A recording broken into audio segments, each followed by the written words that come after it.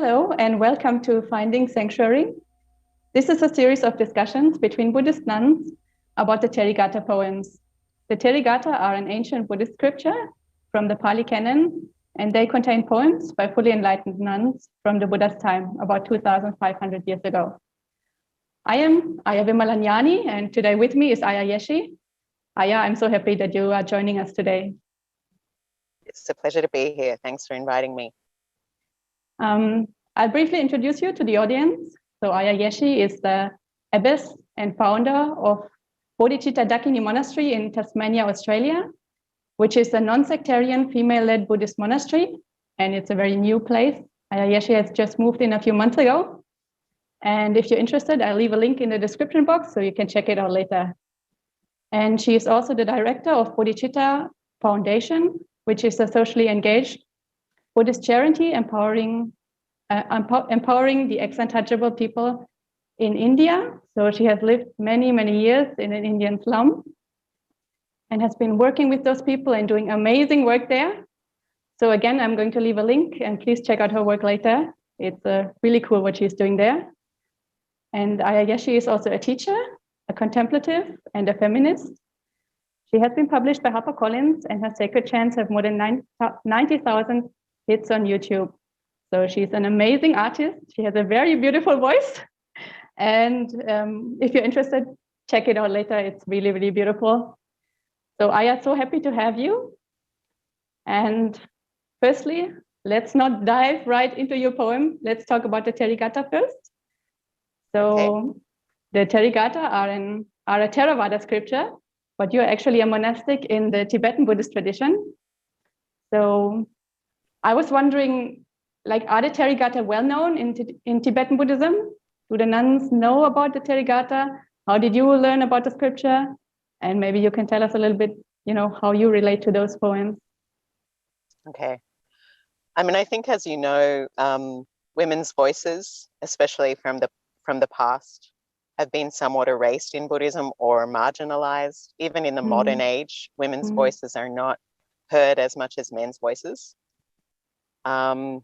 So I'm basically a nun who, because there isn't a lot of support in my tradition, has stayed quite frequently in Theravadan monasteries. So I have a mixed background of training in Theravada and Tibetan Buddhism.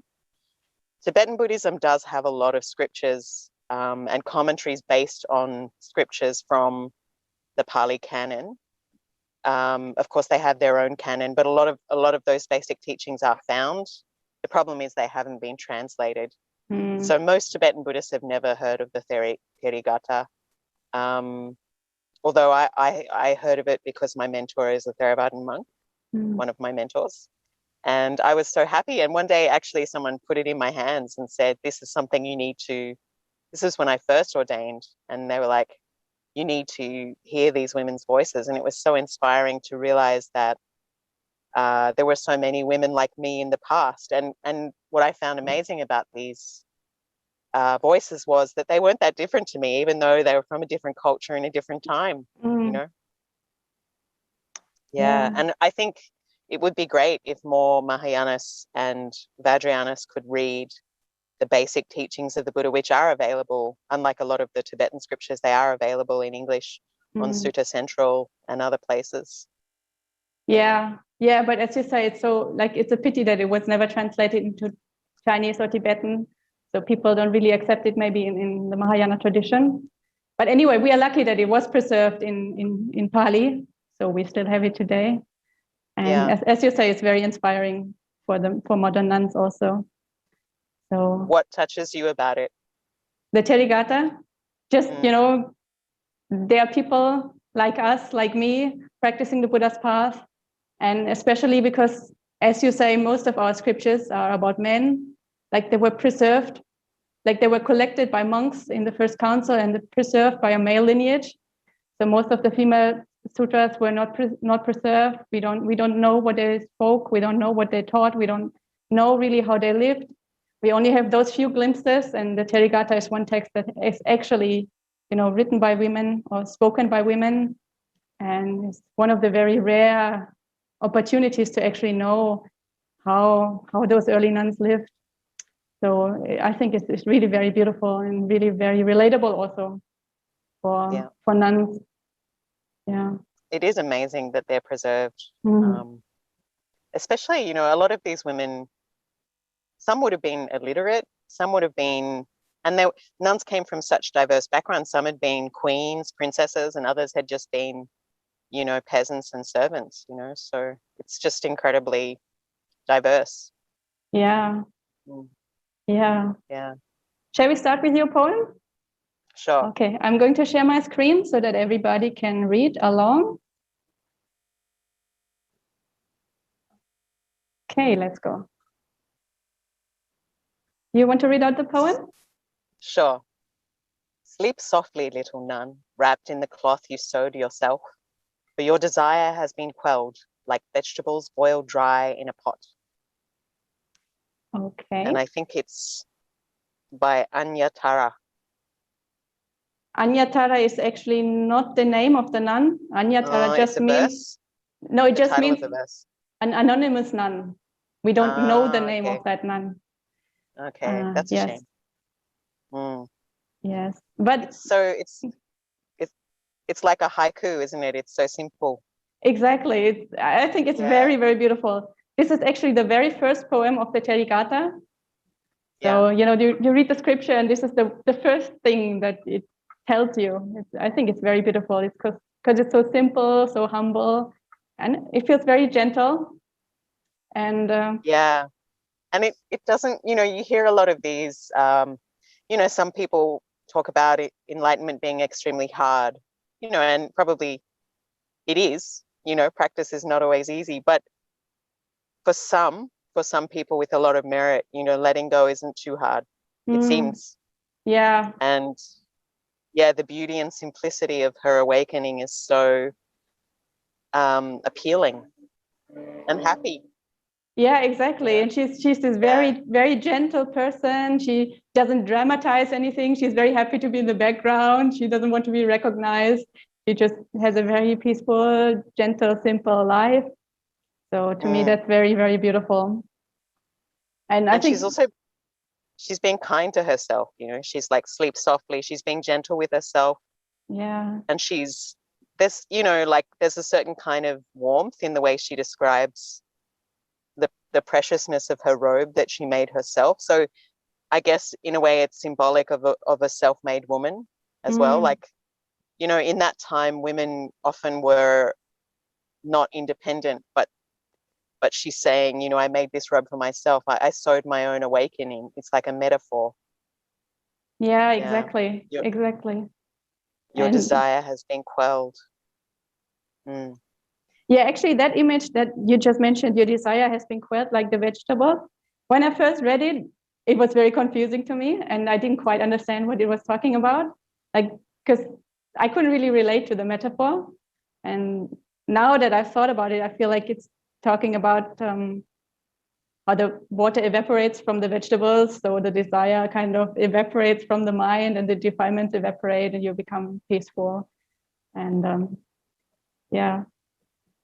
And they go from being hard to soft, maybe. Yeah, maybe that too. Yes. Yeah. And also the first line of the poem, when she says sleep softly, I think it's so unusual, as you said, because in Buddhism it's always about like you have to strive, you have to, you know, be wakeful, you have to, you know, put forth energy. And yeah, she's not like this at all. She's like, no, be at peace, be calm, relax. And she has really laid down the burden, and she's no longer pushed around by her defilements. And she has just this very beautiful, calm and quiet feeling.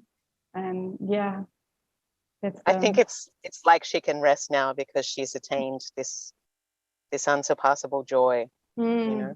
Yeah. And what is, I mean, you very seldom, in a way, this text is quite feminist because it's about women and not their relationship to men, but their relationship to awakening. You know, they're independent, complete women on their own path. You know, so in so many ways, it's unlike other stories about women. you know, because usually the story of women is their relationship to men and their role as carers and, you know, their trials and romantic trials and tribulations and beauty and fighting with other women. But this is just about women becoming free, which is so different to most of the stories. That's why I think a lot of the stories of women and the teachings of women have disappeared over time, because the idea of self-contained women is so threatening to patriarchy, you know. But the Buddha, we can see, is way ahead of his time. In the Axial Age, he said women can attain awakening, you know, and a virtuous woman is better than an unvirtuous man, you know. So yeah, exactly. But it's just beautiful and simple. And in this poem and in other poems also, we can see how they're really independent. They live on their own. There's almost never any reference to men. Like, they get teachings from other women. They practice alone in seclusion. It's just, you know, just women doing their own thing, being independent, being, you know, on their own path. And also, I mean, there is sisterhood there as well. Like often they'll refer to other nuns and how the other nuns taught them the path of awakening. You know, there is sisterhood there, which is so different to the antagonism that is played out sometimes in more patriarchal stories. You know, this is women being free. It's so, it breaks the mold, you know. Okay. Yes. Very beautiful poem. Thank you very much for sharing with us. And thank you. I think it's time to wrap up the video. So okay, so I chose 3, but we're only doing 1. We're doing another video with the next poem. Oh, yes. I see. Yes. Okay. Okay. So for the viewers, if you're interested, please check out Aya Yeshe's project. I'm going to leave links in the description box. If you have any questions or comments about the poem, please leave them down in the comment section. And when we have uploaded all the videos, all the nuns are going to come together. We're going to make a live stream and we're going to answer all your questions. And you can also join us in the live stream and ask your questions live if you prefer that. And the next episode of Finding Sanctuary will be uploaded tomorrow. And yes, Aya Yeshe, thank you so much for coming and joining us today. It was such a privilege to have you. It's a pleasure to be here. Thank you. Sadhu, sadhu.